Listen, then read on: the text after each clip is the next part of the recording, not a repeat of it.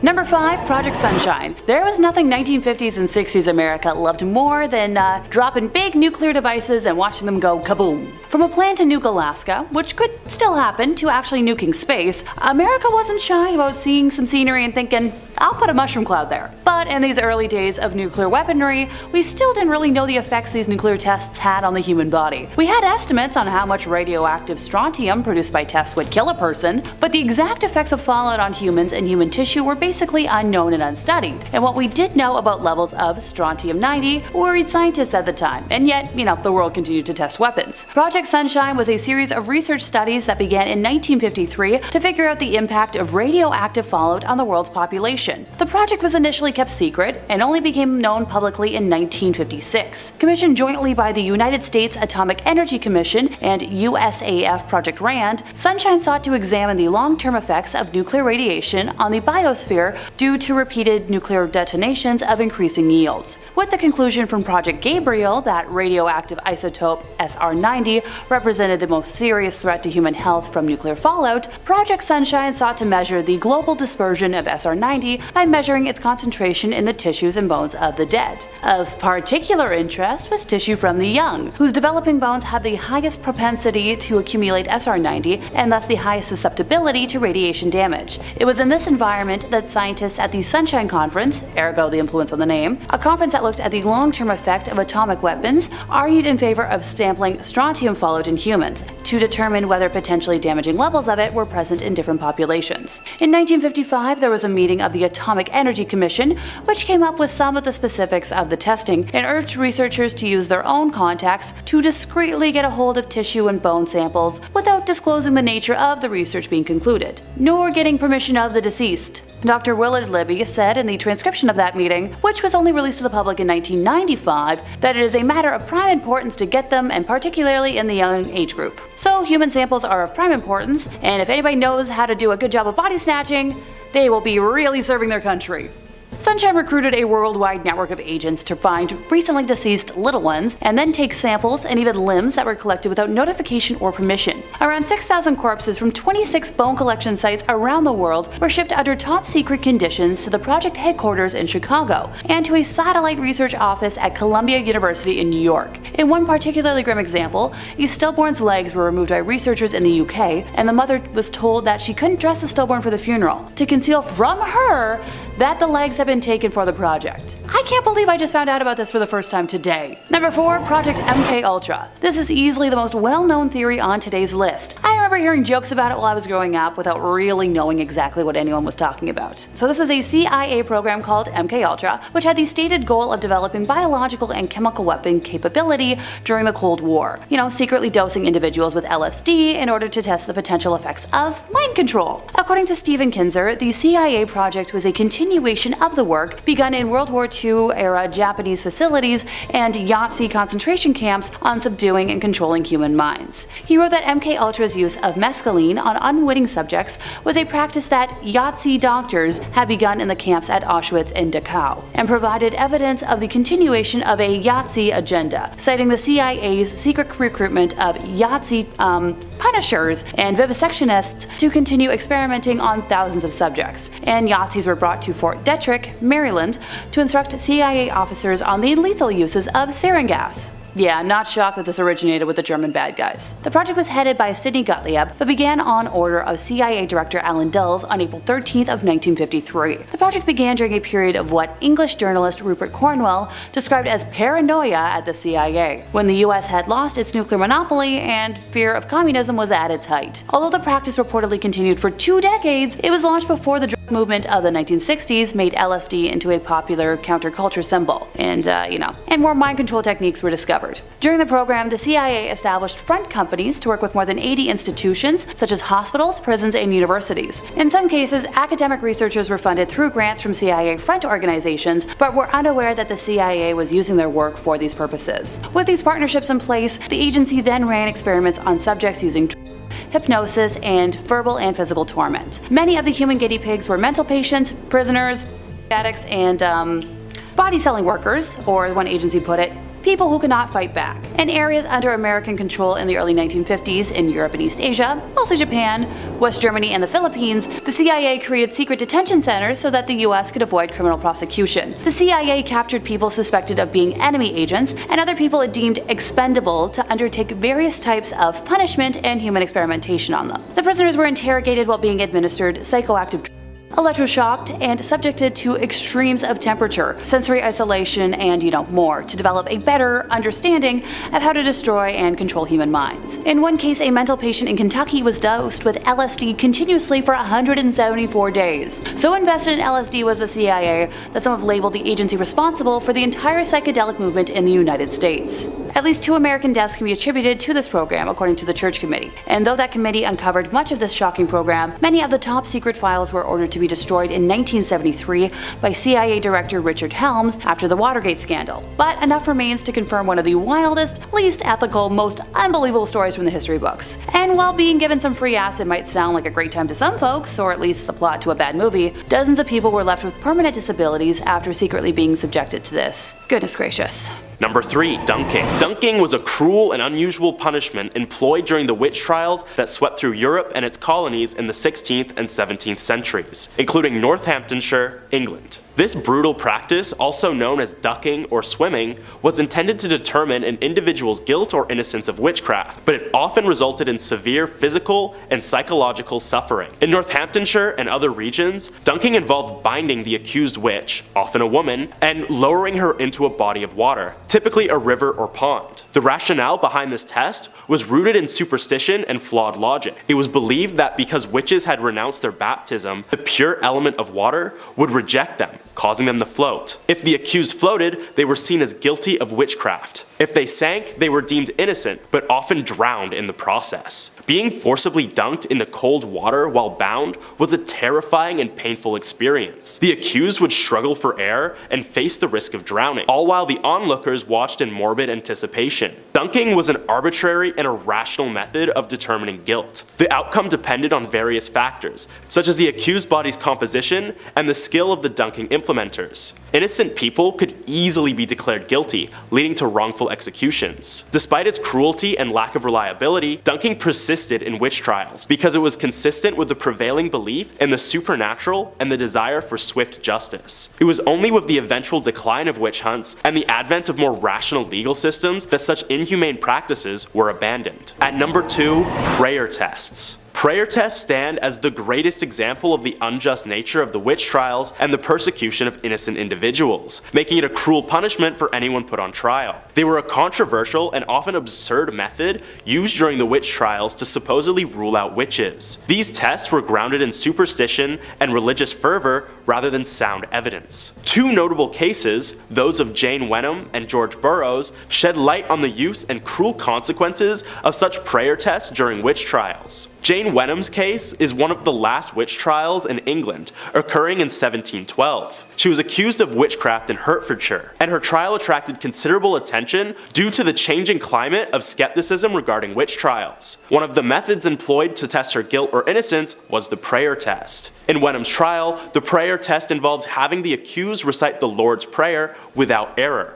usually out of the Bible or other holy texts. It was believed that a witch would be unable to utter the prayer correctly due to their alleged unholy nature. However, this test was deeply flawed and arbitrary, as it ignored the fact that many accused witches were uneducated and might struggle with reading the Lord's Prayer, especially in the intense and stressful environment of a trial. She also underwent dunking in order to test her witchy nature. Fortunately, Jane Wenham was found not guilty, thanks to the rising skepticism surrounding witchcraft. Even when accused of flying, the judge would retort, "Is flying a crime?"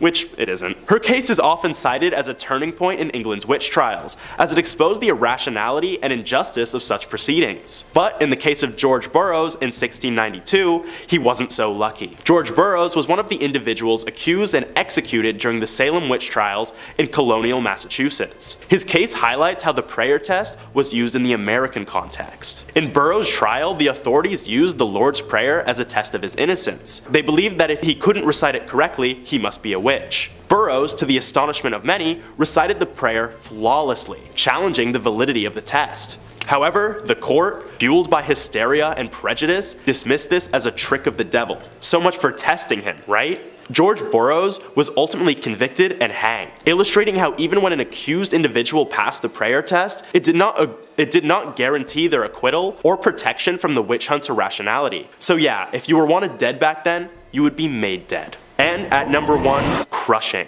In the annals of history, the Salem witch trials of 1692 stand as a stark testament to humanity's capacity for cruelty, particularly in the realm of legal punishment. Amid the hysteria that gripped colonial Massachusetts, a plethora of cruel and unusual methods were employed to elicit confessions from the accused witches. Among these harrowing practices, the use of pressing or crushing remains one of the most chilling. The process of pressing was as brutal as it was inhumane. The accused individual would be stripped of all dignity and laid down in a dark, dank cell. Heavy stones or wooden boards, laden with an unimaginable weight, would then be stacked upon their chest. The agony that followed was beyond words. As the relentless pressure bore down, every grasp for breath became a desperate struggle. The rationale behind this method was chillingly simplistic. Those who confessed to their alleged dealings with the devil could halt the pressing, while those who resisted would face an excruciating demise. The authorities, consumed by fear and paranoia, believed that witches, having supposedly consorted with Satan, possessed a supernatural resilience that rendered them impervious to such torment. The cruelty of pressing was evident not only in its physical brutality, but also in its stark absence of due process. Accused witches had no chance to defend themselves, no legal representation, and no recourse to justice. Their fates rested in the hands of accusers and a court swayed by mass hysteria and irrational beliefs. Perhaps the most infamous case of pressing during the Salem witch trials was that of Giles Corey. A resilient and principled man, Corey refused to enter a plea, knowing that doing so would lead to the forfeiture of his property. His stoic resistance, in the face of a slow and agonizing death, made him a symbol of defiance against the unjust trials. In 5th place, we have a North American ritual. While I'm about to talk about rituals in detail, I've left out some steps for safety reasons. If you decide to try and use the rituals, please let me know in the comments what happens. I do not recommend trying to open a portal, especially in our current climate. Seriously, as a Canadian, I've choked on enough forest fire smoke this year. But since this is what y'all want, allow me to begin. For starters, in order to open a powerful portal to hell, it's vital to work in a group, which should be made up of multiple powerful magicians channeling their collective energies into the creation of the portal. The more powerful the summoners there are in a group, the greater the results. Now, the power of the group will also determine how long the portal can remain active, since longer lasting portals allow more demonic forces to enter our plane of reality. Secondly, one must find a suitable area for performing the ritual, ideally in a rural location. The area should be quiet and desolate, free of distractions or unnatural channels of energy. Rooms that are surrounded by nature are the best setting, since it's quite helpful to have a frame for the portal. There are also energy centers from ancient times scattered across the globe that can provide a, tenfold or more of magical energy than a group would be able to manifest on its own.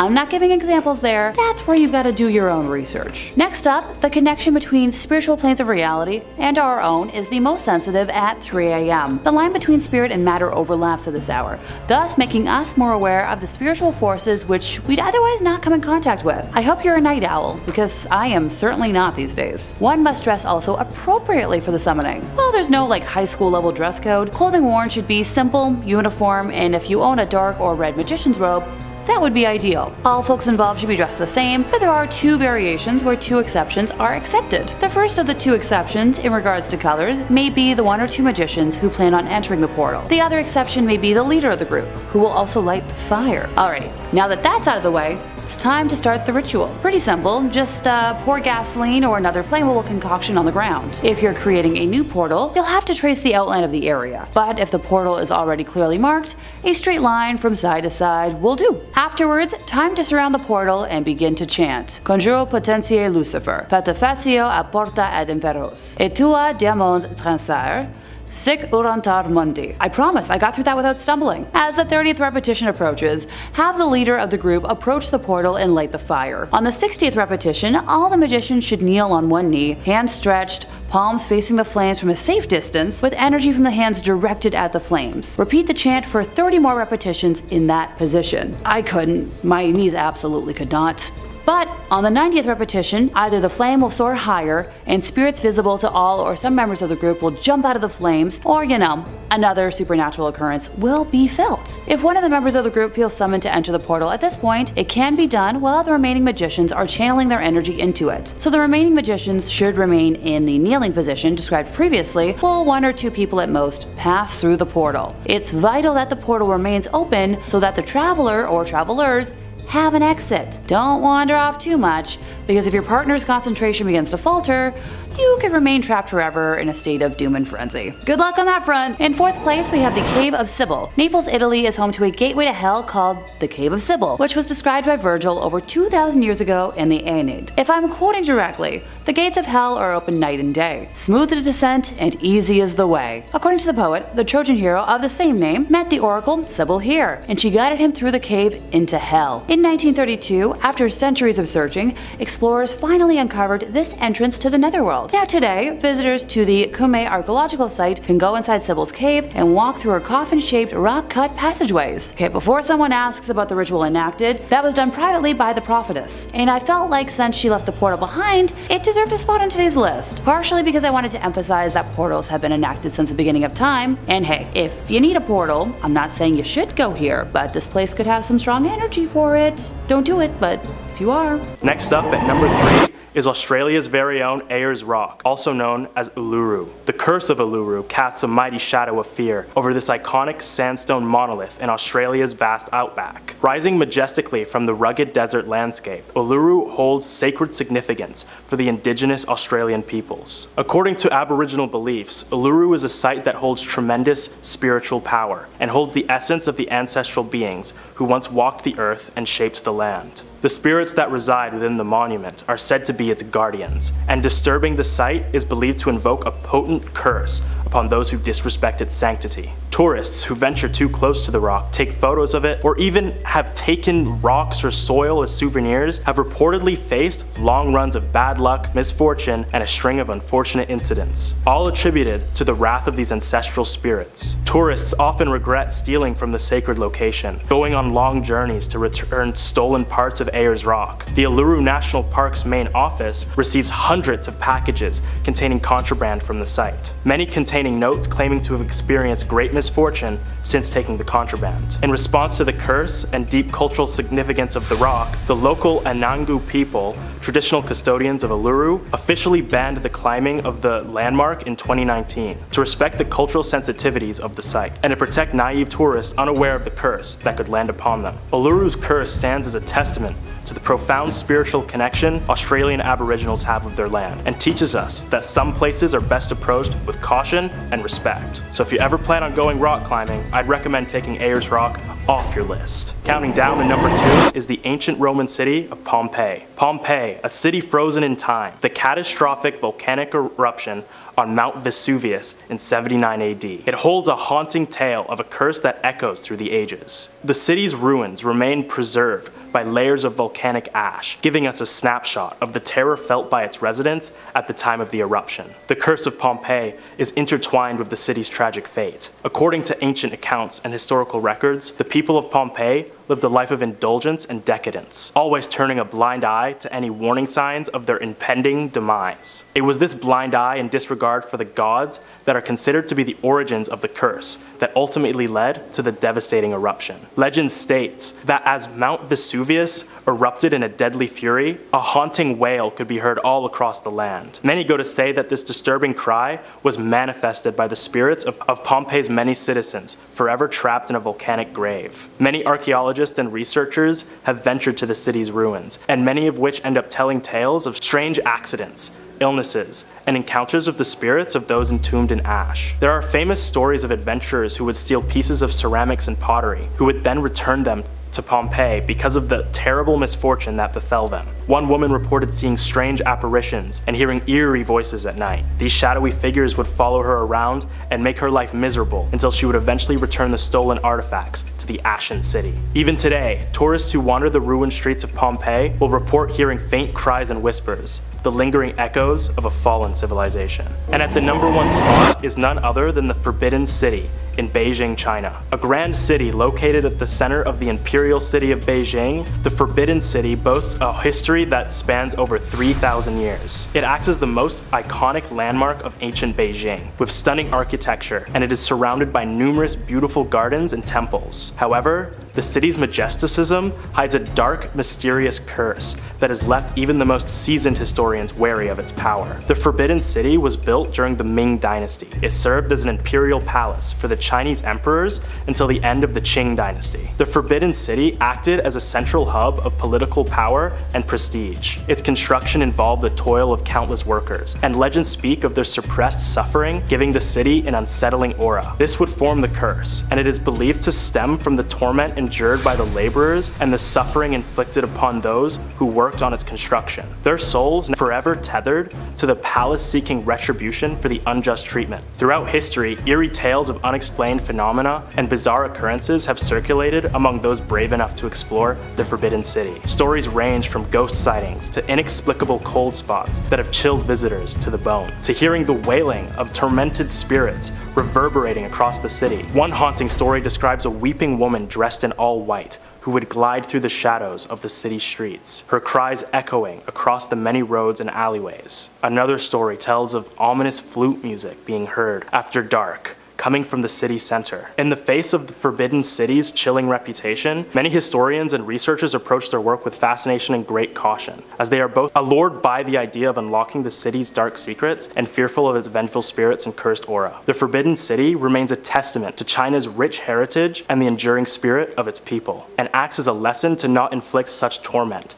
to those who build the beautiful cities that enchant and attract visitors from all around the world. Coming in at number 5 is the Great Pyramid of Giza. As one of the 7 wonders of the world, the Great Pyramid of Giza is a highly visited historical landmark. Located in Egypt, the Great Pyramid of Giza was built roughly 4,000 years ago. It took nearly 30 years to build the 481-foot pyramid, and ever since its construction, it has captivated the world with its enigmatic aura and awe-inspiring size. However, beneath its extraordinary exterior lies a dark legend that has haunted historians for centuries, the dreaded Curse of the Pharaohs. This ancient curse stems from the belief held by ancient Egyptians that the entombed pharaohs should not be disturbed in their eternal slumber, protecting the deceased on their journey to the afterlife. Anyone dumb enough to disturb these pharaohs would be struck with the wrath of the gods, unleashing a terrible curse upon themselves and their companions. The most infamous story surrounding the curse of the pharaohs involves the tomb of Tutankhamun, discovered by British archaeologist Howard Carter and his team in 1922. After working day and night to open the tomb, Howard Carter would send a messenger to his home to run an errand. When the messenger got to his house, he found a cobra that had broken in, a symbol of the Egyptian monarchy. This omen that Carter received was the only warning that he and his team got. And spoiler alert, they didn't listen to it. The team continued to enter the tomb, unearthing an astonishing treasure trove of artifacts. Soon after Tutankhamun's tomb's opening, a series of mysterious and untimely deaths would occur among those involved in the expedition. The first to go was Lord Carnarvon, the financial backer of the excavation, who died suddenly after getting an infection from a mosquito bite. 6 months after Carnarvon's death, a lesion on Tutankhamun's left cheek was found to be healed. Whether this correlates with Carnarvon's fatal mosquito bite remains a mystery, as his body decomposed before the healed cheek was found. Over the years, numerous other accounts of misfortune and tragedy associated with the pyramid emerged, only adding to the curse's reputation and the fear surrounding it, such as George J. Gold, a visitor of the tomb who died of a fever he developed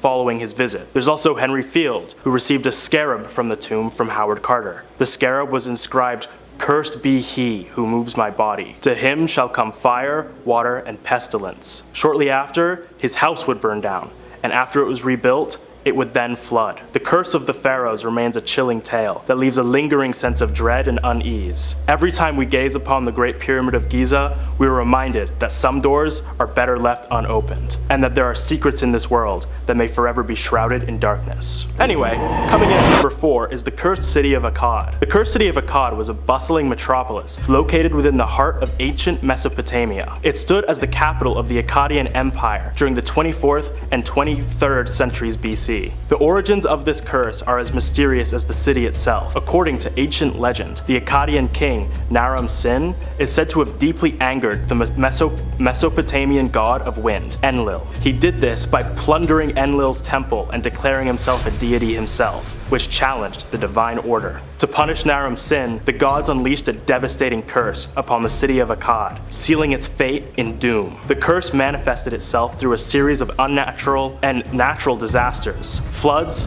famine, unending warfare, and of course, death. With the major city under so much duress from a mix of nature and war, the gods decreed that the city of Akkad be destroyed in order to spare whoever survived their wrath, and curse the ruins. Legends speak of wandering souls trapped within the ruins of Akkad, seeking revenge against any who dared to trespass their domain. The people who visited the ruins anyway would report hearing disembodied voices, cold chills, and the feeling that they were being watched by some unknown entity. To this day, historians and archaeologists alike recount tales of unexplained events happening to them and any who attempt to excavate or study the ruins of Akkad. Some have even gone so far to report ghostly figures walking among the ancient remains. The cursed city of Akkad serves as a chilling reminder of the greed of great rulers and how that greed often turns into hubris. Number 3, Bohemian Grove. A secret organization of people that control the world? Well, you know what? It turns out it actually does exist, and many of its members are powerful world leaders and titans of industries. The real action happens at Bohemian Grove, which appears to primarily exist as a place where the rich and powerful go to misbehave, according to the Washington Post. Bohemian Grove is a restricted 2,700-acre campground at 20601 Bohemian Avenue in Monte Rio, California, United States, belonging to a private San Francisco-based gentlemen's club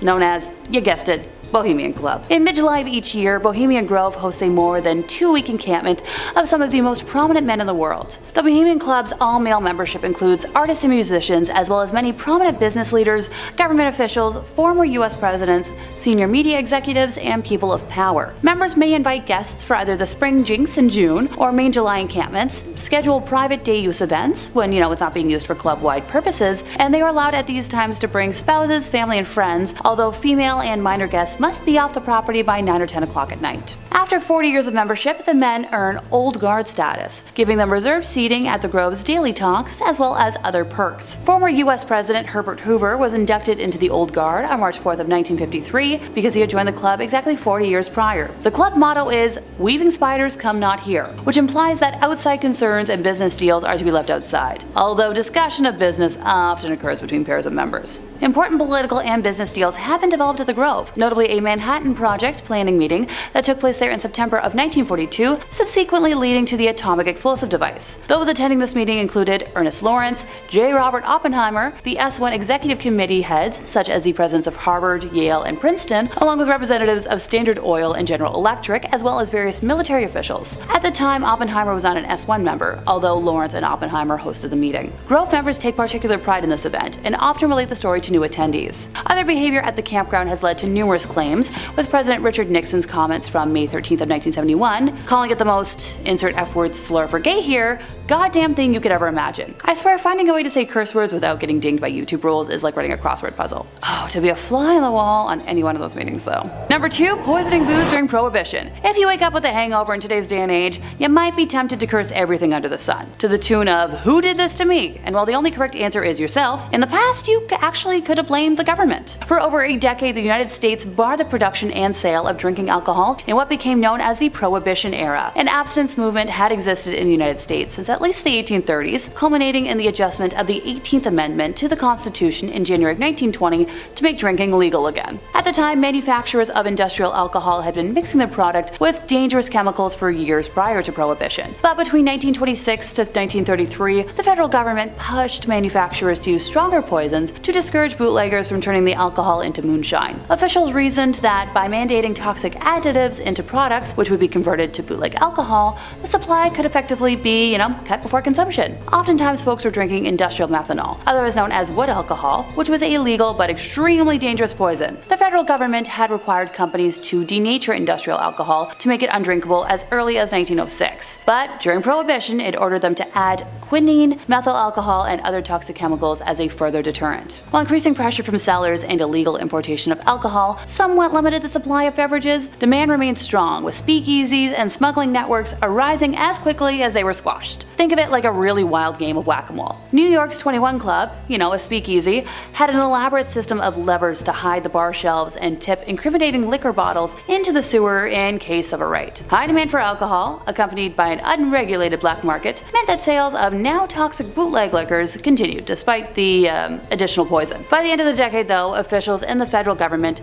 adapted their strategies for enforcing prohibition. In 1929, enforcement of prohibition transferred from the Internal Revenue Service to the Justice Department, which then launched massive crackdowns on organized crime in cities like Chicago, New York, and Philadelphia. It wasn't until the repeal of the 18th Amendment in 1933, which I already mentioned, that the federal government reversed course on its temperance policies. By the end of Prohibition, more than 10,000 Americans had been killed by tainted booze, though. Number 1. Canadian Gayar. So while Canada as a country legalized gay marriage a whole decade before the United States, we haven't always been the most progressive about it. In the 1960s, Canada was actually so paranoid that the government developed what they called a fruit machine, and today was when I learned the origin of the derogatory use of the word. I knew of its use in queer contexts before, but never like the origin. It was developed by a psychology professor with Carleton University, and the subjects were made to view sexy gay videos. The device then measured the diameter of the pupils of the eyes, perspiration, and pulse for a supposed erotic response. The machine was employed in the 1950s and 60s during a campaign to eliminate all gay men from the civil service, the RCMP, and the military. Thanks to the nonsense, a substantial number of workers did lose their jobs, believed to be in the 400-person range. Although funding for the project was cut off in the late 1960s, the investigations continued, and the RCMP collected files on 9,000 people who had been investigated. So the machine used a chair similar to that used by dentists. It had a pulley with a camera going towards the pupils, with a black box located in front of it that displayed pictures, ranging from, the mundane to sexually explicit photos of men and women. It had previously been determined that the pupils would dilate in relation to the amount of interest in the picture, in a technique termed the pupillary response test. Current Prime Minister Justin Trudeau offered an apology and compensation to those affected back in 2021,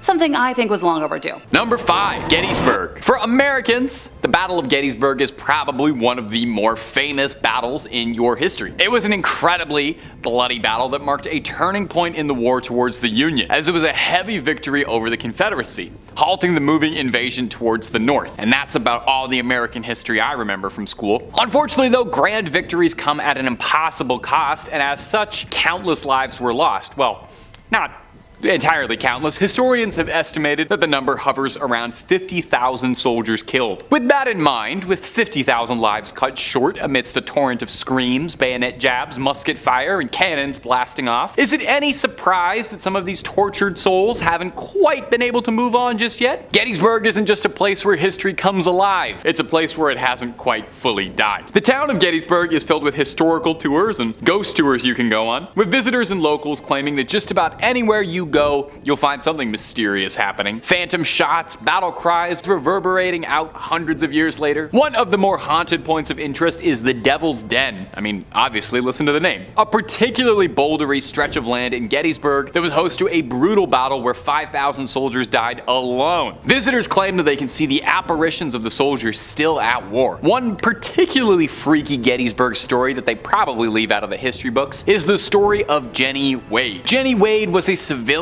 killed during the Battle of Gettysburg when a stray bullet struck her while she was baking bread. The house where she lived, now known as the Jenny Wade House, is believed to be haunted by her spirit. Visitors and staff have reported hearing footsteps, doors opening and closing on their own, and the aroma of freshly baked bread, all attributed to Jenny's presence. Well, at least there's someone still making food for all those ghostly soldiers. If anyone's ever been down to Gettysburg, let me know if you've ever had a weird experience there. I would love to hear it. And if you're looking for more weird experiences of ghosts and all things supernatural, well, you don't have to book a plane ticket anywhere because you're in exactly the right place already. Make sure you hit subscribe so you can get all the latest on our scary stuff, and ring that little bell as well, and you'll get up-to-date notifications when we upload. But do that at the end of this video, okay? Because I got 4 more scary battlefields coming for you right now. Number 4, Waterloo. The Battle of Waterloo, that's the one in Belgium, not the Kitchener-Waterloo area, was fought in 1815 and was a significant historical event for a few reasons. First and foremost, I think we can all agree the most important thing that came out of the Battle of Waterloo was that it inspired one of ABBA's most time-tested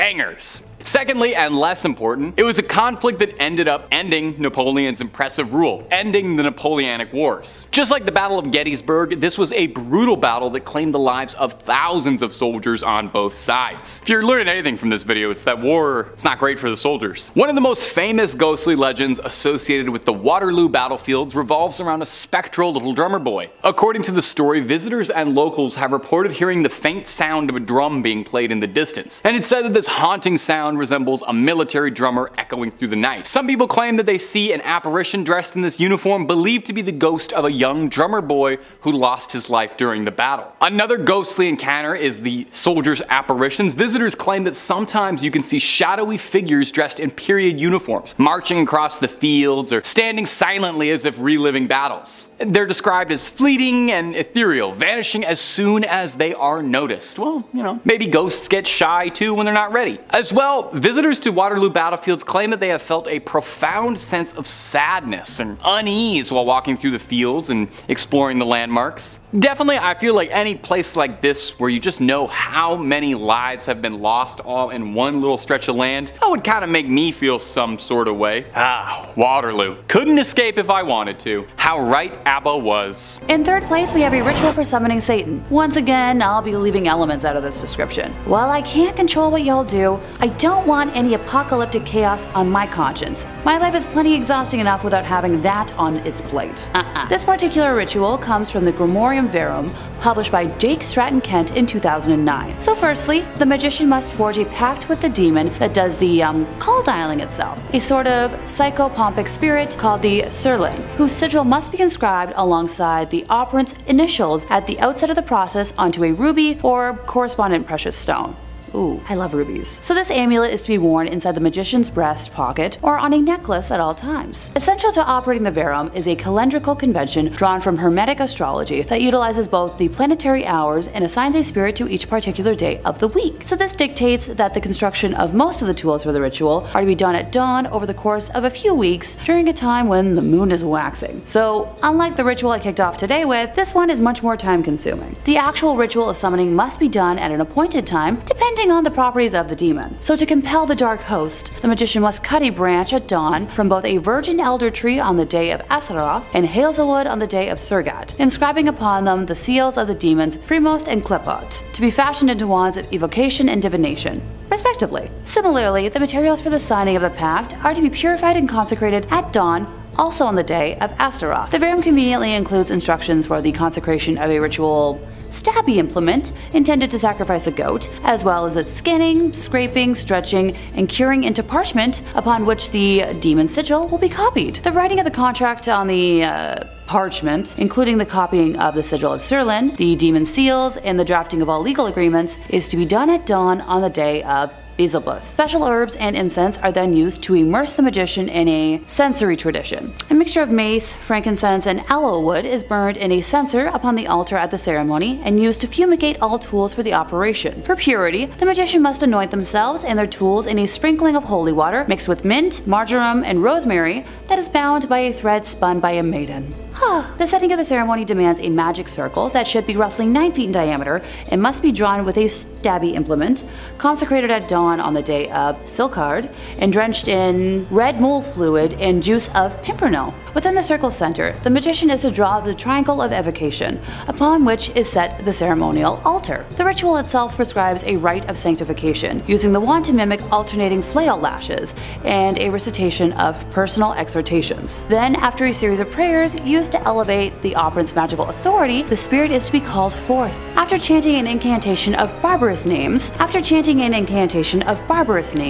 the demons must be summoned in top-down hierarchy order. First petitioning one of the unholy trinity of Lucifer, Astaroth, and Beelzebub, then calling upon one of their 7 dukes, and then finally the demon further down the hierarchy which you wish to actually summon. Following an exhausting hours-long rite, the desired demon is believed to appear, either as a presence or as a vision in a mirror. So from here, the magician might sign a pact with the particular demon, and the rest depends on what is needed. and how you treat the demon. They're pretty dang tricky beings. In second place, we have Husa Castle. Located north of Prague, Husa Castle is a 13th century Gothic masterpiece that sits on top of Hell's Gate. Aesthetically speaking alone, I would love to visit it someday. According to local lore, the castle's chapel was built to cover an enormous hole in the ground that served as a satanic threshold. So I haven't been able to find the specifics on the rituals used to open the portal, but it was too important to leave off today's list. The defensive walls also prevented demons and other ghastly creatures from crawling out of the hellhole. Animal-human hybrids were reported to have crawled out of it, and dark-winged, otherworldly creatures flew in its vicinity. Legend has it that when construction began in the castle, all the prisoners that were sentenced to death were offered a pardon if they consented to be lowered by rope into the hole and report back on what they saw. So when the first person was lowered, he began screaming after a few seconds, and when pulled back to the surface, he looked as if he had aged 30 years. He had grown wrinkles and his hair had turned white. Ugh. May I recommend trying to find a modern day Buffy? She'd be anyone's best bet for closing a hellmouth. During World War II, the bad German guys occupied the castle until 1945. The Yahtzees were said to have conducted experiments and summonings into the occult. According to one source, locals were certain that they had been using the powers of hell for their experiments. So Husa Castle is still considered haunted, and many tourists have reported seeing headless horses and demonic winged beasts lurking in the halls. And finally, in first place, we have the Ouija board recovered from the Donovan household. Yep. Ouija boards count as demonic rituals. I repeat, as always, leave the stupid things in the store or wherever you found them. Not worth it. Patty Donovan was simply a lonely teenager who thought the board could find her a friend, and it found her a manipulator. She spent months falling in love with a spirit she believed to be in love with her, telling it secrets about her everyday life, becoming emotionally dependent on the spirit. So on the evening of March 2nd, 1974, Patty pleaded for the spirit to manifest. Yeah, the next morning, her father, Theodore Donovan, found the spark plug wires pulled out, the rubber hose unfastened, and the fan belt cut when he attempted to start his car. Not much later, Patty attempted to start her car, and it was discovered that the internal engine had been completely disassembled. That week, other incidents of apparent vandalism occurred around the Donovan house, and Patty could no longer raise her invisible boyfriend on the Ouija board. Night after night, she tried to communicate, but the planchette would simply slide over to goodbye. She had no idea that her ethereal boyfriend had actually manifested in the form of a supernatural vandal. By the second week of March, material damage to the house and cars had become so troublesome that Ted complained to the police. When they arrived, he pointed out the destruction done to garden plants and shrubs, the exterior of the house, and the apparent intrusion into a locked garage to puncture tires and tear engines apart. Before leaving, the policeman assured Ted that they'd keep an eye on the property during night patrols. Later that second week, after work, Ted and his wife Ellen were sitting in the kitchen with their son Brian when all three heard something smash against a wall somewhere inside the house. And after investigating, they found a gaping 18-inch hole in the plasterboard wall inside Brian's room. Just as upsetting was the fact that the jagged edges of the plasterboard were pointing inwards, with the blow coming from inside the walls. The house was further plagued by loud noises every night that only escalated in frequency and volume, along with further unexplainable damage to the walls. On April 1st, furniture began to levitate, with a 250-pound dresser flinging its contents while flying erratically. Rocks had also begun to rain from the sky, pelting only the Donovan house, which the police bore witness to. Ted eventually broke down at work and explained the horror of his home to his supervisor, who urged him to reach out to our favorite people, Ed and Lorraine Warren. So Ted instead tried moving his family into a hotel first, and the spirits followed the family there, destroying the room and making so much noise that the family was thrown out of the hotel and forced to return home. Finally contacting the Warrens, they arrived in Maine as quickly as they were able to, and oh my goodness. Lorraine said nothing, although at the time she sensed in the home the presence of entities so numerous and threatening that she had to fight with herself to keep from going back outside. After a lengthy tour of the house, Ed and Lorraine conducted an interview with the entire family, where Patty's history with the Ouija board was revealed. The Warrens then contacted the Catholic Church to begin the process for an exorcism to be granted, which sadly took about a month. The family experienced many more unexplainable horrors during that time. After the exorcism took place on May 2nd, the family was finally free of the demonic torment, but left with over $5,000 in damages, which would be over $30,000 in today's money. Starting us off at number 5, the Metropolitan State Hospital. Located in Norwalk, California, this hospital has roots back to 1915, when the Californian governor at the time allowed for the purchase of land to build a state hospital, specifically designed to care for individuals who had psychiatric disabilities, which at the time was on the rise. When it first came to be, it was self-sufficient. It had its own farm and gardens, which kept costs at a minimum. It wasn't until after World War II, though, that the hospital's methods began to take a turn for the worse. worse. New therapies and psychotropic medications were being used, and many of its former patients claimed that the way that the hospital operated on was similar to a prison. While many of the stories about the hospital have not been confirmed, there are a few tales that have resonated with the public about it, particularly the one known as the Hospital of Seven Teeth. In 1978, a patient was said to have gone for a walk on the grounds but never returned, having been murdered by a fellow patient named Melvin Wilson, who confessed to the police in 1980. He had dismembered her body and placed it in 3 separate graves, and kept her teeth as souvenirs.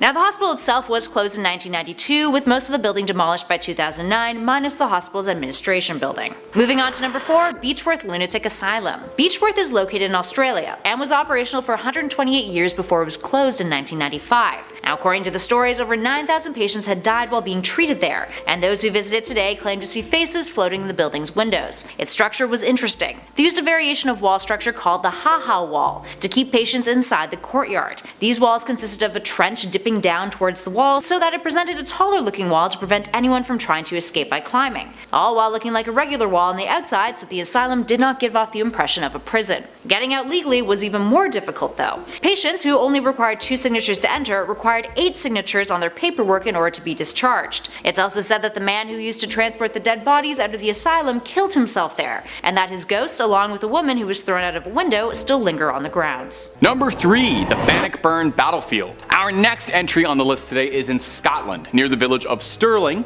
and it's the Bannockburn Battlefield, a site of great historical significance for Scotland due to the Battle of, well, wouldn't you guess it, Bannockburn. The forces of King Robert of Scotland and King Edward II of England clashed, leading to a huge loss for the English, as 11,000 of their knights were cut down in battle. Now, this battlefield may not be as outright haunted as some of the other locations I've talked about so far, but the locals still say to keep your eyes peeled for spirits. Kinda like the drummer boy, there's a legend of a ghostly piper who is said to haunt this battlefield, and that he appears at dusk, playing his pipes and leading an invisible army across the field. Some witnesses claim that they can hear a faint bagpipe sound or even see a spectral figure dressed in traditional Scottish attire. He's forever marching with his troops, and let me just say, I don't think I could imagine anything half as haunting as a ghostly bagpipe that's playing forever. Imagine being forced to play the bagpipes for all of eternity. That's worse than any hell could conjure. Visitors to Bannockburn Battlefield also report seeing ghostly figures dressed in armor. They are described as being transparent or glowing and are believed to, well, be the spirits of knights who fell in battle. Witnesses have described seeing these apparitions while walking near monuments and memorials dedicated to battle, and claim they can even hear the echoes of it, clanging of steel, and let's be real, probably still playing those bagpipes louder than anything you can hear. I can't imagine how annoying a ghost bagpipe player is, and I'm not sure I'm going to be able to get over that. Number 2, the Borodino Battlefield. The Battle of Borodino was fought on September 7, 1812 during Napoleon's failed invasion of Russia, and was one of the grisliest conflicts of the war. Are we surprised that 2 different battlefields from the Napoleonic Wars are considered haunted? I'm not particularly, because that guy invaded a lot of places, and I'm willing to bet that emotions were probably pretty high around him, and I would say the vibe was just probably off. So I'm not surprised that enough emotionally tormented souls have spawned so many ghosts. The village of Borodino is about 70 miles west of Moscow, and has a reputation for ghostly legends and reported hauntings. Why don't you pop your ears open and take a listen to some of the stranger things that have come out of the Borodino battlefield. According to local legends, on the right nights, particularly the anniversary of the battle, witnesses claim to hear the sounds of galloping horses and the clash of sabers as the cavalry rushes in. Some people take it a little step further and say they've even seen apparitions of the cavalry charging, as if they're reenacting the battle. You guys can't get over the war. You fought it once already. You don't have to fight it for eternity. You don't have to keep fighting it. It's over. It's done. It happened. There are people too who claim that they've encountered a spectral figure dressed in a white medical coat, believed to be the ghost of a surgeon who worked on the wounded during the battle. Witnesses describe seeing the apparition wandering through the battlefield, appearing and disappearing amidst the ruins and remnants of war. Would absolutely hate to be a ghost surgeon. You're gonna try and repair other ghosts. I don't know if you can do surgery on a ghost. I think that might be for life. I think if you get injured and then turn into a ghost, you're just gonna have to deal with like a big hole in your tummy forever. But I don't know. I'm not a ghost. I wouldn't know. Unlike some of the other entries that I've talked about on this list, there isn't like a huge culture for ghost tours in Borodino, so if you do end up going up near there, you're gonna be on your own looking for the ghosts. But maybe they're just not as spiritual there, or maybe they don't want to talk about it. Maybe they don't want to invite people to come see it. And number 1, Normandy. The battle at Normandy is probably one of the most well-known battles in the history of human armed conflict. You've probably seen it play out in countless movies. You've probably played the invasion in 1,000 video games. June 6th, 1944 was D-Day.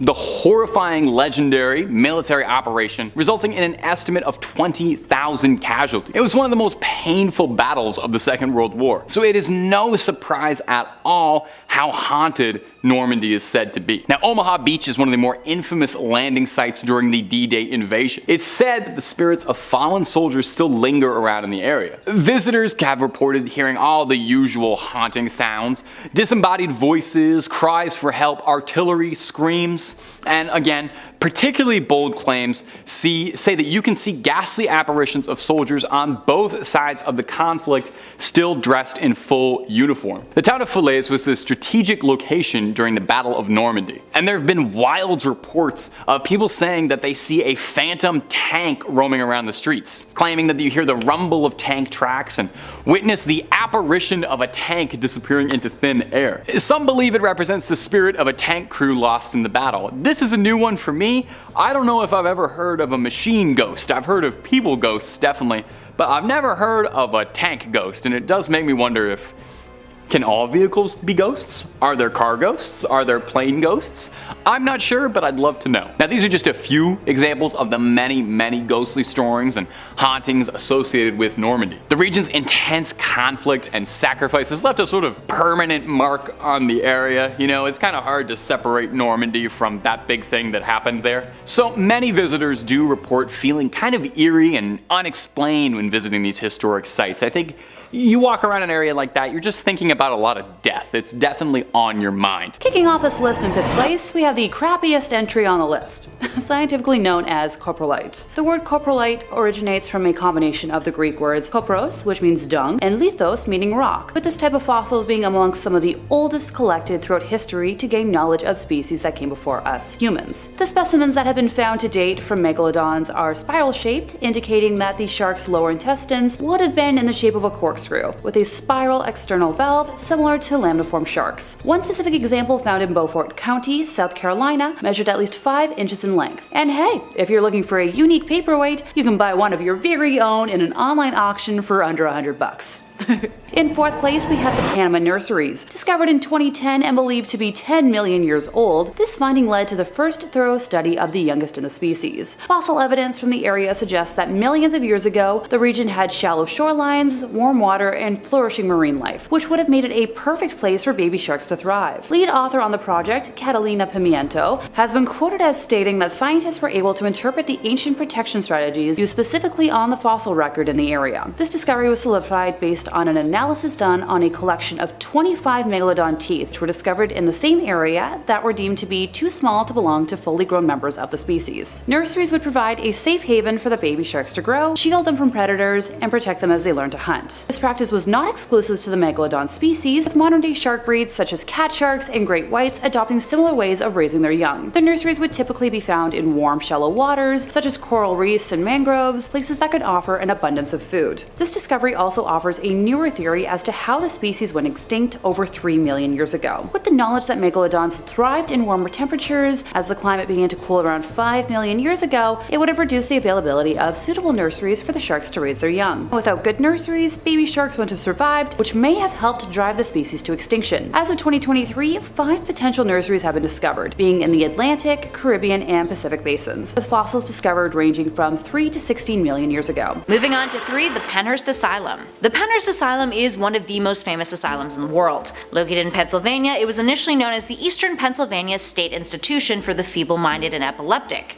and it was closed in 1987 after a slew of controversy. In 1968, it was revealed in a 5-part news report that the conditions of the patients, who were both physically and mentally disabled, were anything but up to standard. And later in 1983, 9 employees who worked there were indicted on a series of charges that included beating patients, some of which were in wheelchairs, and arranging for patients to fight and assault one another. The stories of neglect, abuse, and alleged murders have spawned many a tale about the building being haunted. The truth behind many of these stories or other heinous acts may never be known either. either. The institution was first commissioned in 1903. After its closure, many of the patients' belongings were left abandoned inside the building, and tourists have often claimed to hear spooky things on the asylum's grounds. There's even an alleged audio recording of voices shouting, "I'll kill you, go away, and why won't you leave?" along with reports of objects moving around the building and visitors being pushed while there. And at number 2, Trenton Psychiatric Hospital. The Trenton Psychiatric Hospital has a dark history, and it was the first public medical hospital in the state of New Jersey, opening in 1848. One of the staff members, Dr. Henry Cotton, the medical director, believed that infections were related to mental ailments. His theory, based on medical discoveries concerning the creation of syphilis, was that mental illness was caused by bodily infections, so one had to remove the infected areas in order to cure the mental illness. He and his staff removed various body parts from patients that they believed may have become infected, which actually led to hundreds of fatalities and mutilations. This includes stomachs, ovaries, testicles, gallbladders, you name it.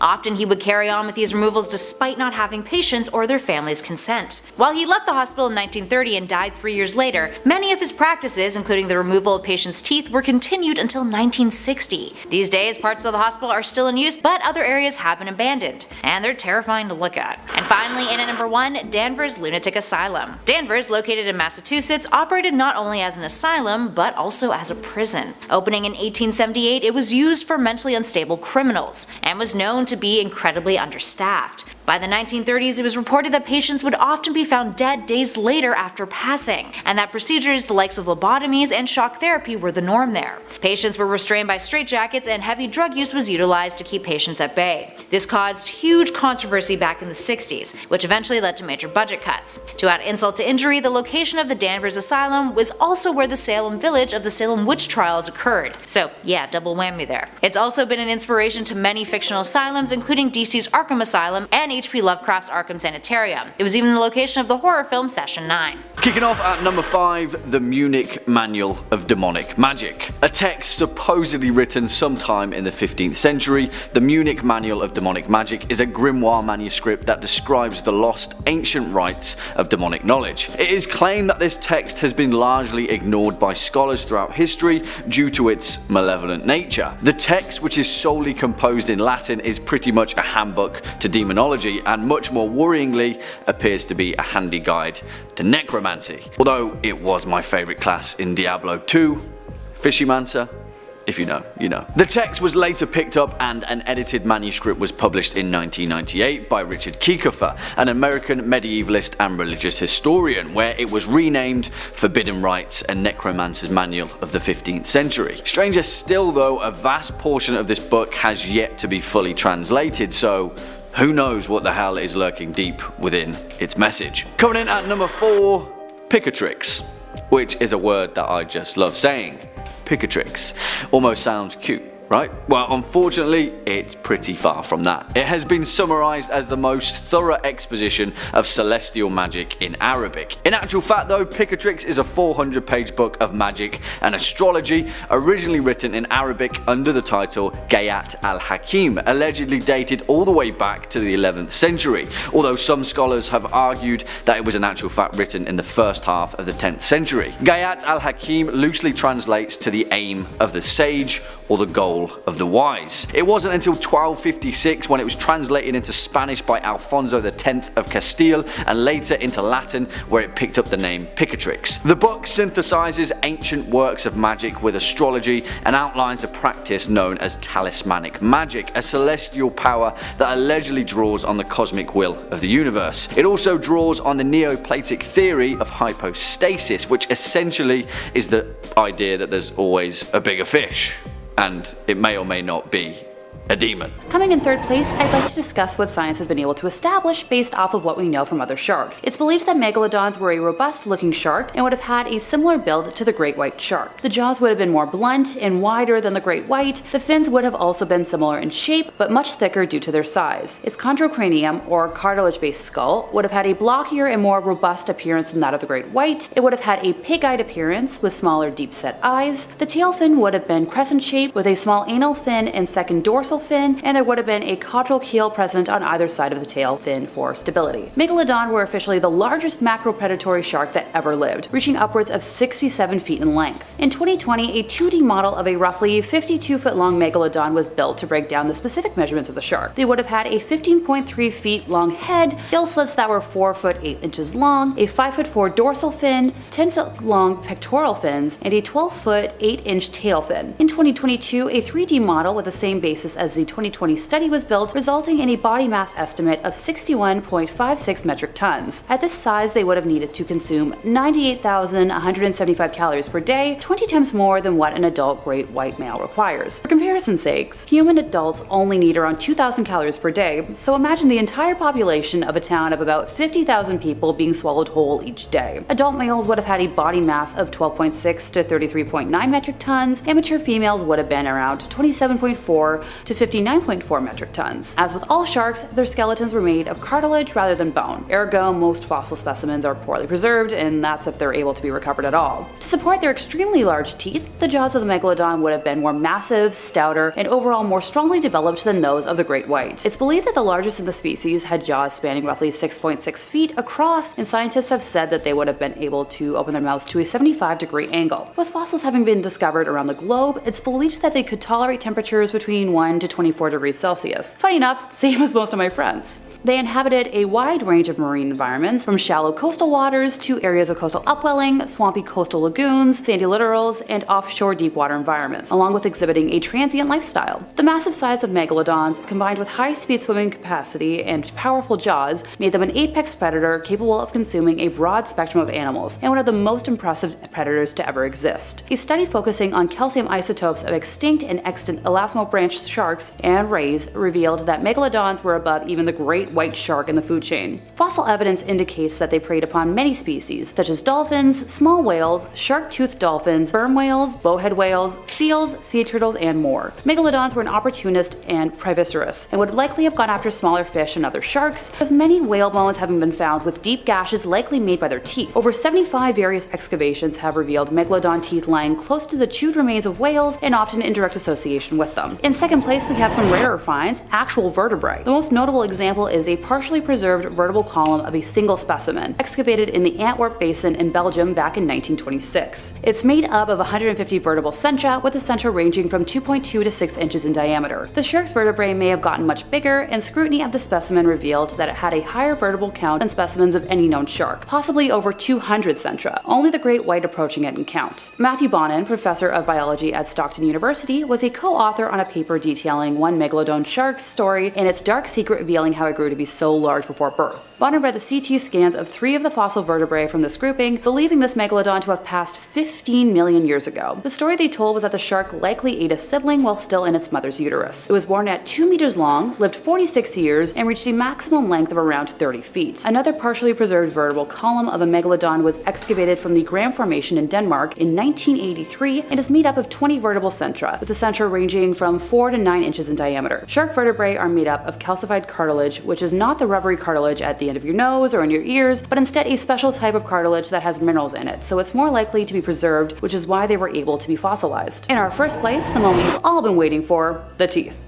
Seeing as the literal definition of megalodon is big tooth, how could that be anywhere on this list other than the #1 spot? Megalodons had 4 kinds of teeth in their jaws: anterior, intermediate, lateral, and posterior. Their front teeth are fairly symmetrical and do not point mesially, so the side of the tooth towards the midline of the jaws where the left and right jaws meet. Diagnostic characteristics of the teeth include a triangular shape, powerful structure, large size, fine serrations, a lack of lateral denticles, and a visible V-shaped neck, which is where the root would meet the crown, with the teeth meeting the jaw at a steep angle, similar once again to, you guessed it, the great white shark. The tooth was anchored by connective tissue fibers, and the roughness of the base would have added to mechanical strength. The lingual side of the tooth, which would have faced the tongue, was convex, and the other side of that tooth, known as the labial side, was slightly convex or flat. The anterior teeth were almost perpendicular to the jaw and symmetrical, whereas the posterior teeth were slanted and asymmetrical. Megalodon teeth can measure over several inches in slant height, so diagonal length, and are the largest of any known shark species, reminding reminding us once again that they were the largest of all macropredatory sharks. In 1989, a nearly complete set of Megalodon teeth were discovered in Saitama, Japan. Another nearly complete associated Megalodon dentition was excavated from the Yorktown formations in the United States and served as the basis of a jaw reconstruction of a Megalodon at the National Museum of Natural History. Based on these discoveries, an artificial dental formula was put together in 1996 to help with building recreations and estimating the overall size of these massive beings. I'd quote it here, but I promise y'all don't want me repeating mathematical equations I don't understand. Just ask my high school math teachers if you don't believe me. They had over 250 teeth in their jaws, which were spread out over 5 rows. A single row is estimated to have been made up of 46 front teeth. A single row is estimated to have been made up of 46 front row teeth, 24 in the upper jaw, and 22 in the lower jaw. The reason so many teeth have been recovered is because, like all sharks, they would replace their teeth as they grew or as the teeth became worn or damaged. New teeth are continually grown in a groove in the shark's mouth, and the skin acts as a conveyor belt to move the teeth forward into new positions. Younger sharks replace their teeth more often than older ones, similar to most other beings. We don't have exact data on the rate teeth would have been replaced just yet. We can safely assume that an adult Megalodon would have shed thousands of teeth in its lifetime. The teeth were also serrated, which would have improved efficiency in cutting through flesh or bone. Megalodon teeth are the most common fossil found from the species and can be easily acquired for your personal collection. Prices range from $12 to over several $1,000s in online auctions. Kicking off at number 5, the Witch's Well. And whilst Europe as a whole has had a long tragic line of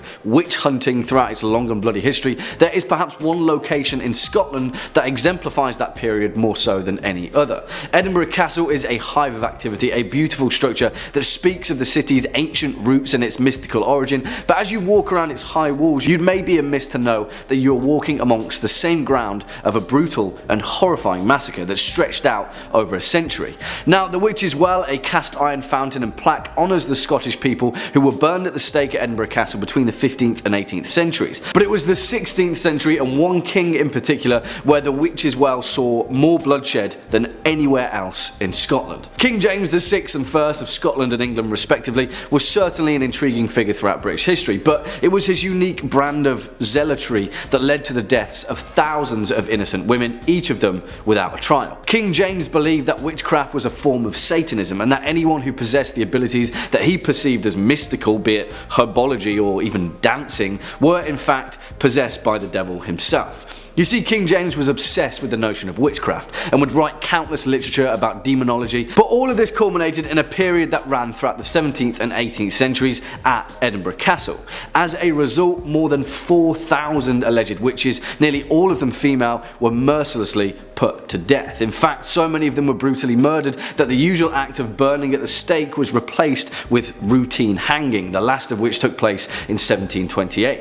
During this horrifying satanic panic, pretty much anyone and everyone could be unrightfully accused of practicing black magic. Many of those that were killed were keen herbalists demonstrating an ancient practice of medicine. Some of them were mentally ill and wrongfully deemed possessed, and even rarer, some of those killed were merely on the wrong end of someone else's malice, murdered over a squabble. It was a brutal time not only in Scottish history but the entirety of the British Isles, and the Witch's Well at Edinburgh Castle stands as a monument, a mortal reminder of those vile deeds. Swinging in at number 4, Skara Brae. And to be honest, I just love saying that name, Skara Brae. Skara Brae. Feels good under the tongue, right? Well, the thing is, for this entry on our list, we're going to be going back pretty far. In fact, further back than any other entry in Scottish history, and perhaps even further back than any other historical instance imaginable, really.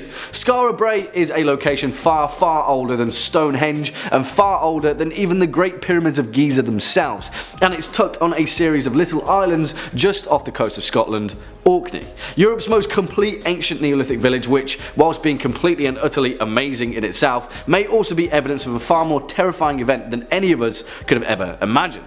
You see, there is a reason why Skara Brae is often called the Scottish Pompei, because although it is remarkably preserved in a similar fashion to the ancient Italian volcanic city, it also seems to be evidence of a similar sort of disaster.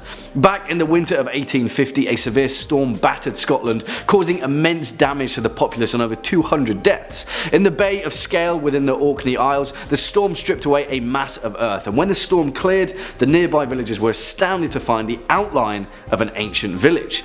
Although the local Laird William Watt of Scale conducted an excavation, it wasn't until 1927 that the actual actual location was fully excavated, which would take another 60 or so years to be completed. Originally it was thought that the site was from around 500 BC, but when radiocarbon samples were fully tested, it was revealed that Skara Brae was built by at least 3180 BC. Now, as there is evidence of the inhabitants of Skara Brae being taken by surprise and fleeing the site in a hurry, such as remains of choice meats being cooked on the fire left behind, and evidence of one woman fleeing in such haste that her necklace broke as she tried to squeeze through the narrow doorway of her home. Now, while Skara Brae is still very much a mystery, the leading theory is that the disaster in question was another equally terrifying storm, the same kind that unearthed it in 1850. If that's the case, I think we should be on the lookout for a storm. Next up at number 3, the Grand Grimoire. A text so nefarious and mysterious that most people believe that it's kept deep in the bowels of the Vatican Church's ancient vaulted archives, which, sadly for us, isn't open to the public. While there is no evidence for this, the Grand Grimoire has nevertheless gained notoriety throughout the modern era, with its legend being popularised in the early 20th century. Plain and simple, this grimoire outlines black magic, with different editions dating the book between 1521, 1522 and 1421 respectively, although the most likely versions were written in the early 19th century. The Grand Grimoire is also known as Le Dragon Rouge, or the Red Dragon, and is later divided into 2 sections: the Sanctum Regnum, which outlines the instructions for making a pact with a demon and commanding the spirit through the means of a blasting rod into doing the reader's bidding, including instructions to make a pact with the devil. The second part is known as Le Secret Magique ou le Grand Art de pouvoir parler aux morts, which is the secret magic or the grand art of being able to speak with the dead, which I think is pretty self-explanatory. Swinging in at number 2, the Sworn Book of Honorius, and this is perhaps one of the oldest existing medieval grimoires that can actually be verified in its entirety. It's important to note that this grimoire shouldn't be confused with the grimoire of Pope Honorius, because this one is an entirely different story. Written by Honorius of Thebes, a mysterious historical figure shrouded in the occult, this grimoire is pretty much a play-by-play guide on how to conjure and command demons and allegedly contact a divine celestial power. It outlines the use of seals, an operation outlined in the Key of Solomon, which may or not be on this list. The first medieval reference of this text was in 1347. It appears numerous times throughout history, in 1456 and frequently throughout the 14th and 15th century. Allegedly, the Sworn Book of Honorius is a product of a conference of magicians who thought it would be a grand old idea to stick their heads together and condense all that vast mystical knowledge into one single volume. Wow, that volume just so happened to be a staggering 93 chapters of demonic, all-powerful, mystical know-how.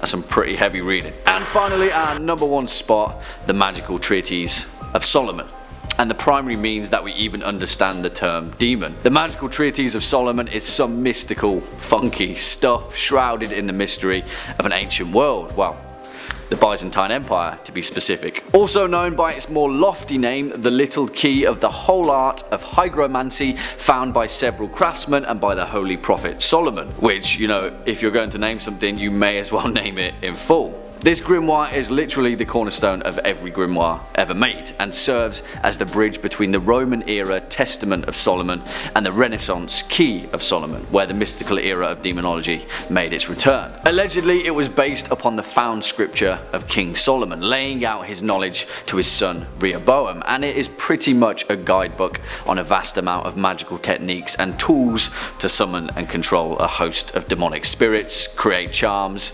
understand the differing means of divination, and heal through the powerful use of herbalism. Whatever your thoughts, there's no doubt that the Magical Treatise of Solomon had a massive influence on everything from folklore and witchcraft to horror cinema and even Harry Potter, and whatever it is, it makes for a bloody interesting story. Number 5 on this list is the Rothschild Surrealist Ball. The Rothschild family is one of the most rich and powerful on the entire planet. Their wealth and influence knows absolutely no bounds. Guy Gonley says the elaborate masks, robes, and decorations on display at the 1972 Rothschild Surrealist Ball are unsettling enough on their own even before you consider the people behind it. Wild conspiracy theories have swirled around the Rothschilds for centuries, and believers claiming that this German banking family does everything from control the world's wealth to instigate wars for their own gain. Whether or not any such rumors are true, Baroness Marie-Helene de Rothschild's surrealist ball at Chateau de Fary in France has only stoked outsiders' imaginations about what goes on behind closed doors at parties attended by the rich, powerful, and famous. In this case, attendees included Salvador Dali and Audrey Hepburn, while dessert was a life-sized naked woman made of sugar. So even though nothing went down here with this photo, that doesn't mean that something didn't go down. Let me explain. This family's secrets are tightly guarded, so if something did happen at this ball, we wouldn't have known about it. The ongoings of this family and where their true interests lie are really only known by the family itself. This is why this image is so scary, because for once we might have actually seen the family for what it truly is. A group of people wearing masks to blend in, hiding their true identities from the public. Now, I don't want to say that they are definitely up to something, because we truly have no idea, but we also don't know that they definitely aren't up to something either. Number 4 on this list is the Stanford Prison Experiment. This is right up there as being one of the worst psychological experiments ever, and the photo here really shows that. We have a dude with a bag over his head and his handcuffs on.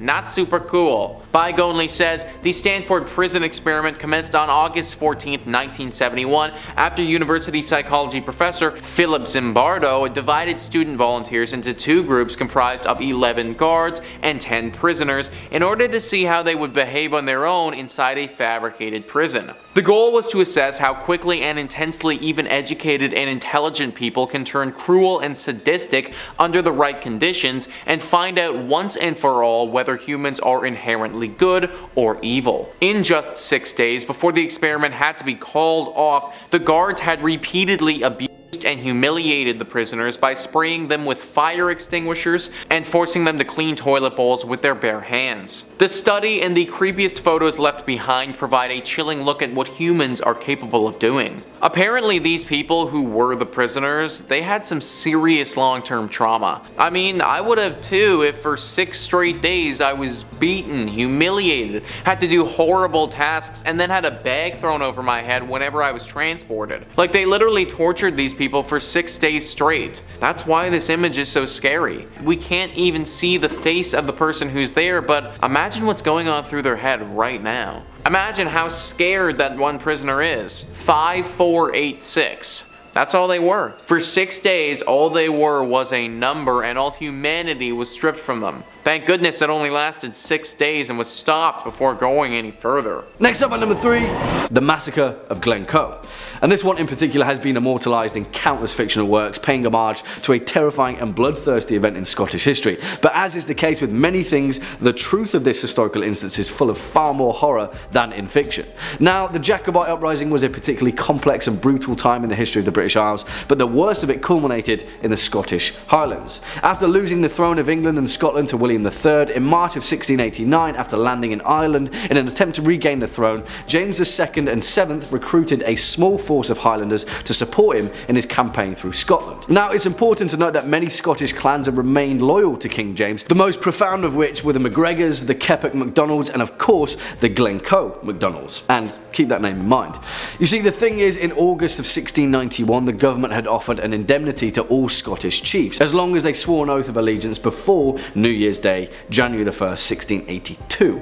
In total, the Secretary of State at the time, Lord Stair, offered a total of £12,000 British for swearing their allegiance to King William, which, as you may imagine, was quite the allure for many other Jacobite-leaning chieftains. On top of that, letters of fire and sword were sent out authorising savage attacks on anyone that would not comply to the order, and interestingly enough, it worked. Pretty much all of the Scottish chiefs took the oath. However, Chief Alexander MacDonald of Glencoe wasn't so sure, and he had postponed his submission of the oath until December 31st, 1691. You see, at the time he was hosting 120 men of the Earl of Argyll, and he wouldn't be able to make it to the nearest magistrate at Fort William until January the 6th. Hearing that news, King William ordered swift punishment to the MacDonalds, and the next moment, over 100 of the Earl's soldiers, who had been quartered amicably at Glencoe for more than a week, suddenly turned and attacked the MacDonalds mercenaries. mercilessly. 33 men, 2 women and 2 children were slaughtered by their own guests, who had been fed and watered and entertained without a second thought. And now we can sort of understand the importance of hospitality, can't we? Hopefully. Coming in at number 2, the Black Dinner. And if that previous entry sounds like something straight out of Game of Thrones, then that's because George R.R. Martin was pretty damn inspired by British history, particularly the history of Scotland. And while this one instance in particular may well seem pretty damn familiar, but that also doesn't make it any less terrifying, because like I said, history is far more horrifying than fiction, because the Black Dinner actually happened. Let's take it back to the year of 1440, a tumultuous time in Scottish history during the reign of King James II, who was just 10 years old at the time. You see, Scotland was under the shaky yet tentative power share and regent rulership of 2 men, Sir Alexander Livingston and Sir William Crichton. It was the second period of regency in a short space of time after King James I was also briefly under the same sort of stewardship. You see, one of those previous regent stewards was a man named Archibald Douglas, 4th Earl of Douglas, who was an all-around pretty decent guy, so much so that in this story you could consider him to be Ned Stark. You see, by the 15th century the Douglases had become so powerful and damn honourable that some schemers such as Livingston and Crichton saw their family as a threat to the stability of the nation. In 1440, the grandson of Archibald, the 16-year-old William Douglas, 6th Earl of Douglas, was invited to Edinburgh Castle for a spectacular feast alongside his younger brother David. The two of them were invited to dine beside the 10-year-old King James II, and on November 24th, 1440, the small Douglas entourage had arrived. According to legend, the banquet was held in the Great Hall of Edinburgh Castle, and the young king was completely enamoured by the charming and noble Douglases. At the end of the feast though, after the hall went silent, the head of a black bull was brought out on a platter and paraded in front of them. Under ancient Scottish custom, the head of a black bull was the symbol of death, and in rare customary moments, this formality presaged the death of the principal guests of a feast. As the legend goes, King James II was alleged to have pleaded for the lives of his new friends and for the Douglases to be spared, but it is said that his pleas fell on deaf ears, even as king. Both William Douglas and David Douglas were beheaded in front of the then 10-year-old king. And finally, coming in at number 1 spot, Sawney Bean. Because talking of dinner, we certainly can't make this list without featuring perhaps the most notoriously grim instance of folklore in Scottish history, the legend of Sawney Bean. Now also, whilst this entry is potentially the most gruesome in the whole of Scottish history, it's also important to note that not all of the legend of Sawney Bean can be historically verified, and the vast majority of it is resigned to the whisperings of folklore. It's just food for thought. Sorry, I'll stop talking about food now. You see, little is known about the early life of the notorious Sawney Bean, but it is said that he may have been born in East Lothian sometime in the late 16th century. When he reached adulthood, he became a ditch digger, but it seemed that the life of honest labour was not for him. He left home with a, and I quote, a vicious woman named Agnes Douglas, who apparently shared Sawney's inclination for ferocity after being accused of being a witch. On the way, they'd rob anyone that crossed their path, and this is where their first taste for a far more sinister crime began to establish itself. It is said that on the road, Sawney and Agnes cannibalized one of their victims. Eventually the couple settled in a coastal cave, a place hidden just beneath Bannockburn Head between Girvan and Ballantrae, where they lived undiscovered for over 25 years. As the legend goes, the cave that they made their home was 200 yards deep, and the entrance was completely blocked by water during high tide. And if that sounds like the perfect place to establish an incestuous tribe of cannibals, then that's because it was. You see, Bean and Agnes produced 8 sons, 6 daughters, 18 grandchildren and 14 granddaughters, the majority of which were the produce of incest between their children. At the height of their terrifying reign, the Bean clan would carefully lay ambushes on the nearby road at night to rob and murder individuals or small groups. Their bodies, stripped and picked clean, would be brought back to the cave where they were eaten. Leftovers were pickled in barrels or dried like jerky. One night, however, after trying to ambush a newly married couple, the Bean clan met their match and the young groom fought them with a pistol and sword in combat. Eventually their secret cave was routed and the Bean clan was captured and executed. Now, the actual details of which are down to wild speculation, but one thing is for certain: the cannibal clan of Sawney Bean was said to have murdered and eaten over 1,000 victims. Oh, and also one version of the legend states that the tribe were never actually captured, and the nearby townsfolk were too terrified to go into the cave, so they just blew it up with dynamite. In 5th place, we have witch cakes to kick us off. Sadly, these aren't yummy Halloween cakes, a thought which makes me very hungry, but instead a bizarre form of counter magic, a supernatural dessert used to identify suspected evildoers. In cases of mysterious illness or possession, witch hunters would take a sample of the victim's urine, mix it with rye meal and ashes, and bake it into a cake. This stomach-turning concoction was then fed to a familiar or animal helper of the suspected witch in the hopes that the creature would fall under its spell and reveal the name of the guilty sorcerer. During the hysteria that preceded the Salem witch trials, Tituba famously helped prepare a witch cake to identify the person responsible for bewitching young Betty Paris and others. The brew failed to work, and Tituba's knowledge of spells and folk remedies was later used as evidence against her when she was accused of being a witch. Before I forget, another use for a witch cake came from burning the pastry in hopes that the scorching heat would transfer to the witch and force her to reveal herself. Whew. Anybody else starting to get warm? Oh great, just me. In 4th place, we have a scold's bridle. Also known as a witch's bridle, a gossip's bridle, a brink's bridle, or simply brinks, this was an instrument of punishment as a form of public humiliation. This thing was an iron muzzle in an iron framework that enclosed the head. Some exceptions were masks that depicted suffering, but not pleasant either way. My brain just jumped to a similar modern device used for pleasure instead of pain, and no, I will not elaborate on that thought, but let's clarify. A bridle bit, or curb plate, around 5 centimeters by 2.5 centimeters in size, was slid into the mouth and pressed down on top of the tongue, often with a spike on the tongue as a compress. It functioned to silence the wearer from speaking entirely, and caused extreme pain and physiological trauma to scare and intimidate the wearer into submission. This prevented speaking and resulted in many unpleasant side effects for the wearer, including excessive salivation and fatigue in the mouth. Seeing as I've always been a chatty Cathy, I can totally see how I would have been sentenced to this, and my jaw hurts just thinking about it. The wearer was then led around the town by a leash, and for extra humiliation, a bell could also be attached to,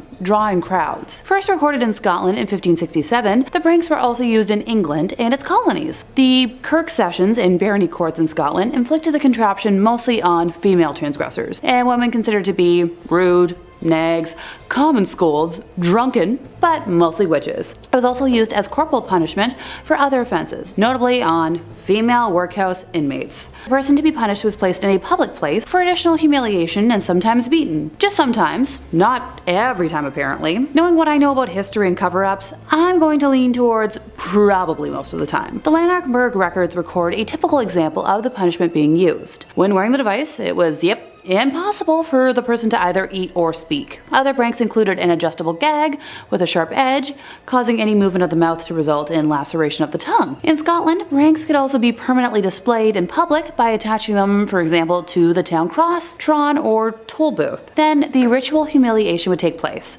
with the miscreant on public display. Displaying the pranks in public was intended to remind the populace of the consequences of any rash action or slander. Whether the person was paraded or simply taken to the point of punishment, the process of humiliation and expected repentance was the same. Time spent in the bridle was normally allocated by the Kirk session in Scotland or by a local magistrate. Number 3 on this list is children for sale. This is a horrible image. It's scary, it's dark, and if you grew up in a good healthy family, then it should make you appreciate them that much more. Bygonley says this haunting photo from 1948 reveals just how much poverty can destroy a family. Mr. and Mrs. Ray Chalefaux were facing eviction from their Chicago apartment at the time and desperately needed money. So the unemployed coal truck driver and his wife opted to sell their kids. Though members of the Chalefaux family have claimed that the mother was paid to stage the image, the children in fact were sold to different homes within 2 years. Worse yet, the children, Lana, Ray, Milton, and Sue Ellen, were known to have been terribly abused by their new families thereafter. Yeah, this is something that actually happened, guys. This family sold their kids off to survive. I can't even possibly imagine that. How terrible that was for those poor children. I also don't care how poor you are or how down on your luck you may be. Selling your children should not be an option that you turn to ever. These parents did just that, and even though it may have helped them in the short run, I imagine that the guilt they felt afterwards, that must have been brutal. Number 2 on this list is the nuclear shadows. This is about as dark as we can get, guys. Here we have a picture that looks just like a shadow with a stain on the floor. That's not just anything though. Bygonley says on August 6, 1945, the United States of America dropped an atomic bomb on the Japanese city of Hiroshima. And for some of the approximately 80,000 people who lost their lives, only a nuclear shadow remained. When the bomb detonated at 1,900 feet above the city center, the subsequent explosion caused temperatures of 10,000 degrees Fahrenheit to annihilate nearly everything within 1,600 feet of the bomb's blast zone. Almost anything and anyone within a mile was destroyed. The bomb's light and heat were so extreme that they bleached the city's exposed surfaces, except in places where an unsuspecting person shielded the building or sidewalk or bridge from the blast with their own body in their final moments alive. Those shadows, the ones that appear on the ground and on the buildings that were left standing, those are where those people were standing or sitting or just flat out existing when the bombs went off. In a second, they were gone. And literally the only evidence that they were ever even there at all was these shadows that remained. A horrifying indicator of what went down here and the overwhelming devastating power that comes from a weapon like this. Nukes have only ever been used on human beings twice, and even that is far too many times. Number 1 on this list is John Wayne Gacy. John Wayne Gacy was born in 1942 and died in 1994 by lethal injection. Another name that you may know this man as is the Killer Clown. The image that we have here is of him while he was only a few years old, holding what looks to be 2 guns. As a 3-year-old, this picture doesn't come off as super threatening, but when you consider that he would go on to kill 33 people, it becomes a lot darker. John had some sick sexual passions and had interest in young. He carried out his sick fantasies by luring people to his ranch, using his personas as a fun clown for kids.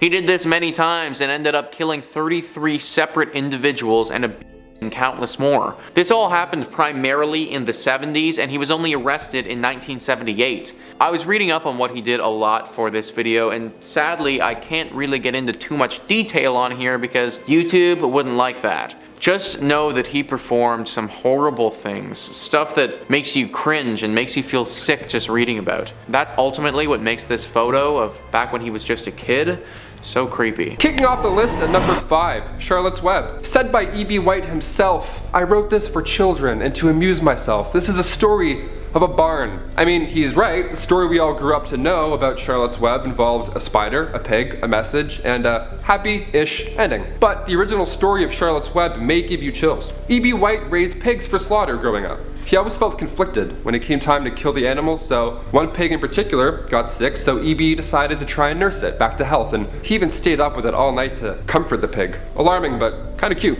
The pig sadly did not end up surviving. Mortified by the loss of his new friend, E.B. decided to write an essay titled "The Death of a Pig," based on his time with the animal. Shortly after, E.B. noticed a spider making an egg sac in his barn. Days later, E.B. noticed that spider didn't return to its sac. So, worried about the offspring, E.B. then took the egg sac with him to New York City in an old candy box. That's disgusting. Oh, with breathing holes, of course. Days after E.B.'s arrival to New York City, the spiders hatched and crawled out of the holes in the candy box. So if that doesn't make you feel sick enough, E.B. wrote in a letter that the spiders strung tiny lines from my comb to my brush, from my brush to my mirror, and from my mirror to my nail clippers. That's the grossest thing I've ever heard. If I went over to this guy's apartment and saw tiny webs all over his toothbrush and nail clippers, I would faint. I'd be out of there. What a nightmare. I would just walk in with a hairdryer and just fire away. And if that's not gross enough, he said the spiders were so small you couldn't even see them. Nothing more comforting than hanging out with invisible spiders, guys. Hey, we're gonna do a pre-drink at EB's. We're gonna have White Claws and tiny spiders. It's gonna be sick. Roll through. The illustrator for the book wanted to give Charlotte the spider a human face that resembled the Mona Lisa. That would have been hilarious. They go to kill the spider and she's just staring back at them like... Charlotte's Web received a huge amount of praise and even landed a movie deal. What you might not know is that Charlotte's Web got a huge amount of backlash because of the fact that Charlotte dies. Spoilers. What do you think? Did the story go too far or not far enough? Let us know. Number 4, Hansel and Gretel. Growing up, I loved trick-or-treating, interacting with strangers in exchange for free candy. Hell yeah, what could possibly go wrong? Well, the popular tale from 1812 written by the Brothers Grimm featured 2 children in medieval Germany. The children had been abandoned by their parents. Lost and starving in the woods, they find a house made of gingerbread. Yummy. The original title of the book was called Roland and Maybird, which doesn't sound nearly as cool, in my opinion. My apologies to anybody named Roland. Set during the Great Famine in 1314, a father decides it's best to just abandon his kids due to the small amount of food he was able to gather. The kids end up finding their way back home with breadcrumbs, so what does he do? He just abandons them all over again. Hey, you know what they say, if at first you don't succeed, abandon your kids twice? I don't know. The lost starving kids come across a huge house made purely of gingerbread. So exhausted, the children begin to eat the house without realizing it's a trap set by a witch. That's a lot of gingerbread. I mean, I feel like once I ate the mailbox, I'd tap out. If I had a glass of milk, maybe the doorknob as well. Maybe. So once the children are captured, the witch then makes Gretel force feed her brother Hansel until he's nice and fat. And then, once all of the food is consumed, the witch would then eat Hansel.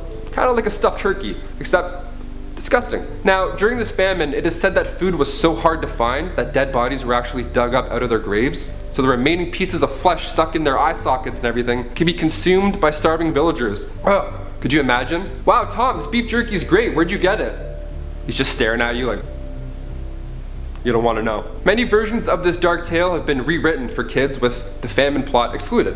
There have been many versions of the story, and even a movie starring Jeremy Renner and Gemma Arterton. The movie is a violent comedic take on the classics, so if you're feeling a gore-filled witch hunting film, be sure to check it out. In third place, we have a ducking chair, not to be confused with a cucking chair, which is a whole other concept, or the red hot stools women accused of having sexual acts with the devil would have to sit on. I sadly don't have enough information to unpack that stool, other than ouch. But let's get on with the ducking, shall we? The ducking stool was a strongly made wooden armchair, often made out of oak, in which the offender was seated, with an iron band being placed around them so that they would not fall out during their immersion. How thorough. The earliest record of the use of such is towards the beginning of the 17th century, with the term first being attested in English in 1597. It was used both in Europe and in the English colonies of North America. Usually the chair was fastened to a long wooden beam fixed as like a seesaw on the edge of a pond or river. And as much as I love and miss wooden playgrounds, I feel like this might not have been as fun. Sometimes the ducking stool was not a fixture, but was mounted on a pair of wooden wheels so that it could be wheeled through the streets, and at the river edge was hung by a chain from the end of a beam. In sentencing a woman, the magistrates ordered the number of duckings she should have, and as much as I've scoured the internet, I can't seem to find number data on this. If you have any ideas, please let me know in the comments. Another type of ducking stool was called a tumbrel, and was a chair on two wheels with two long shafts fixed to the axles. This was pushed into the pond, and then the shafts would be released, ergo tipping the chair up backwards. Sometimes the punishment proved fatal and the subject died. Once again, the sometimes should be taken with a pound of salt. In medieval times until the early 18th century, ducking was a way used to establish whether a suspect was a witch. The ducking stools were first used for this purpose, but ducking was later inflicted without the chair. In this instance, the subject's right thumb was bound to her left big toe, her left thumb to her right big toe, a rope was tied around the waist of the accused, and she was thrown into a river or a deep pond. If she floated, it was deemed that she was in league with the devil, rejecting the baptismal water. If she sank, she was cleared. Oh, and she'd be dead. Can't forget that part. Silly me. In second place, we have witch mark hunting and pricking. Witch hunters often had their suspects stripped and publicly examined for signs of an unsightly blemish that witches were said to receive upon making their pact with Satan. This devil's mark could supposedly change shape and color and was believed to be numb and insensitive to pain. Prosecutors might also search for the witch's teat, which was an extra nipple allegedly used to suckle the witch's helper animals. In both cases, it was really easy for even the most minor physical imperfections to be labeled as the work of the devil himself. Oh my, the horror. Moles, scars, birthmarks, sores, and tattoos could all qualify, so examiners rarely came up empty-handed. I'm trying to think of just how many birthmarks I have all over my body, so just add that to the tally of how I'm, a witch. Seriously, I feel the burning from the flames already. In the midst of witch hunts, desperate villagers would sometimes even burn or cut off any offending marks on their bodies, only to have their wounds labeled as proof of a covenant with the devil. So, damned if you do, damned if you don't. If I'm adding like scars to my blemish count, yeah, forget it. Okay, I think the temperature in here just went up another couple of degrees. Seriously. If witch hunters struggled to find obvious evidence of witches' marks on a suspect's body, they might resort to the ghastly practice of pricking as a means of, sussing it out. Come on! Even having a flawless body isn't going to exonerate you? What the heck? Witch hunting books and instructional pamphlets noted that the marks were insensitive to pain and couldn't bleed, so examiners used specially designed needles to repeatedly stab and prick at the accused person's flesh until they discovered a spot that produced the desired results. In England and Scotland, the punishment was eventually performed by well-paid professional prickers, many of whom were actually con men who used dulled needle points to identify fake witches' marks. Well then, if you ever feel like your job just, isn't real, remember that people in history were paid to do well. Along with pricking, the unfortunate suspect might also be subjected to scratching by their supposed victims. This test was based on the notion that possessed people found relief by scratching the person responsible with their fingernails until they drew fluid. If their symptoms improved after clawing at the accused's skin, it was seen as partial evidence of guilt. No,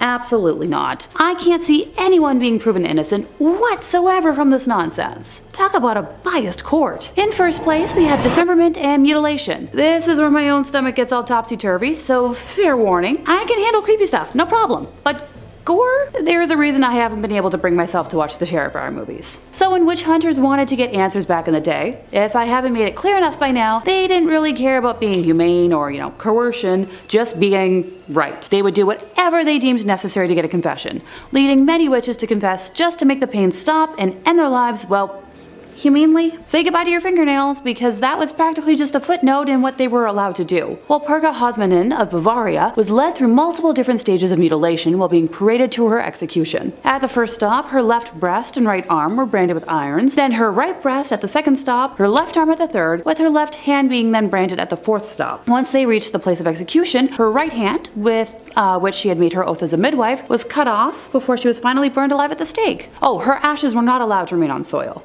but they were just, dumped in a stream. Probably the most extreme extent of this was a punishment normally reserved for killers, but exceptions were made for witches who confessed without torture to crimes deemed brutal enough for it. Are y'all ready for this? The offender would be strapped to 4 horses, with one arm or leg attached to each separate horse, and then on command, the horses would start running and rip the offender's arms and legs off. The person would die somehow, and painfully through life source and limb loss. And on that note, we've reached the end of our time. Starting off at number 5, burning at the stake. By far the most well-known punishment for those tried as witches, burning at the stake was a cruel and unusual form of execution used commonly back during the many witch trials of the 17th century. These executions were not only physically agonizing, but also symbolized the depths of human fear and prejudice. One such example of this terrible practice was the Wurzburg witch trials of the 17th century, known as one of the largest witch trials in history. Accused witches faced a horrifying fate at the stake. The authorities believed that fire possessed the purifying power to cleanse the accused of their alleged connections to the devil. In reality, it was a grotesque display of violence. Victims were often tied to wooden stakes in a public square, surrounded by jeering crowds. They were subjected to unimaginable pain as the flames slowly consumed them. The agony of being burnt alive was drawn out, excruciating, and inhumane. What made the burning of witches particularly cruel was the complete absence of credible evidence. The trials were fueled by paranoia, superstition, and hysteria. Accusations were often based on flimsy hearsay, personal grudges, or even just random suspicions. The accused had little chance to defend themselves, and confessions were often extracted through rigorous mental and physical torment. These false confessions only added to the tragedy, as innocent people were forced to implicate themselves and others in a desperate attempt to end their suffering. Furthermore, the persecution of witches during the Wurzburg witch trials, like many other witch hunts, was often intertwined with gender bias. Women, especially those who didn't conform to societal norms, were disproportionately targeted. Accusations of witchcraft could be used to control and punish women who challenged the status quo or were perceived as a threat to male authority. The cruelty of burning witches at the stake was not limited to the physical torment. It was a gruesome spectacle intended to terrify the populace into submission. Public executions were meant to send a message that dissent would not be tolerated and that conformity to prevailing religious and social norms was imperative. The psychological impact on society was profound, as fear and mistrust tore communities apart. The Wurzburg witch trials, like many others, were eventually recognized as a dark chapter in history. They serve as a stark reminder of the dangers of mass hysteria, religious fanaticism, and the absence of due process. Today, we look back on these events with horror and regret, vowing never to repeat the cruelty of burning alleged witches at the stake. It is a somber lesson that underscores the importance of justice, reason, and compassion in our pursuit of a more enlightened society. Next up at number 4, witch cakes. Witch cakes are a bizarre and unsettling aspect of the witch trials that swept through colonial America during the 17th century, as exemplified in the infamous case of Tituba. These cakes, concocted from peculiar ingredients, were believed to possess the power to reveal the presence of witches. While they may seem like a bizarre footnote in history, witch cakes serve as a chilling reminder of the hysteria and irrationality that fueled the witch trials. In the case of Tituba, a slave woman living in Salem, Massachusetts, witch cakes played a central role in her ordeal. Tituba was accused of practicing witchcraft, and her accuser sought a means to expose her supposed demonic affiliations. They decided to bake a witch cake, a crude mixture of rye meal and the urine of the afflicted girls who claimed to be victims of witchcraft.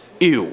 The logic behind these cakes was deeply flawed and rooted in superstition. It was believed that by feeding the cake to a dog, the dog would act as a conduit, causing the witch to experience pain and reveal their true nature. This bizarre form of witch detection demonstrates the length of which fear and paranoia can drive people to concoct irrational and cruel methods of persecution. Tituba was subjected to this ordeal, and when the dog exhibited unusual behavior, because it was eating urine, it was seen as evidence of her guilt. This marked the beginning of her traumatic journey through the Salem witch trials, which ultimately led to her confession under duress. The use of witch cakes underscores the hysteria and desperation that characterized the witch trials. Accusers and authorities were willing to resort to absurd and unscientific methods to justify their persecution of those they believed to be witches. These methods were not only illogical, but also cruel, as they subjected the accused to public humiliation, physical examinations, and often torment. Number 3, The Little Mermaid. Yeah, we all wish we had a crab sidekick that sang and gave you life advice, but what about being tortured by oysters 24/7? Well, the original story for The Little Mermaid, written by Hans Christian Andersen in 1837, included much more graphic details of the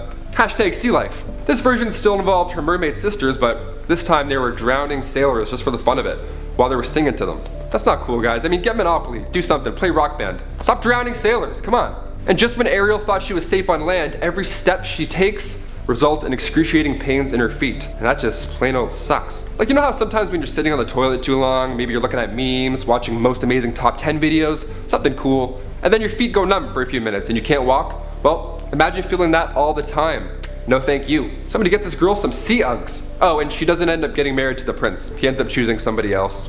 And her punishment? Dancing at the wedding. How awkward is that? Congrats, guys. Super happy for you. I'll just be over here drinking wine and crying all night. Cheers. Number 2, Peter Pan. Myself and many others grew up watching Peter Pan and the Lost Boys having invisible fun food fights. The 1991 Spielberg classic titled Hook introduced most of us to the late Robin Williams. It was fun for the whole family. The amount of times I watched Hook growing up.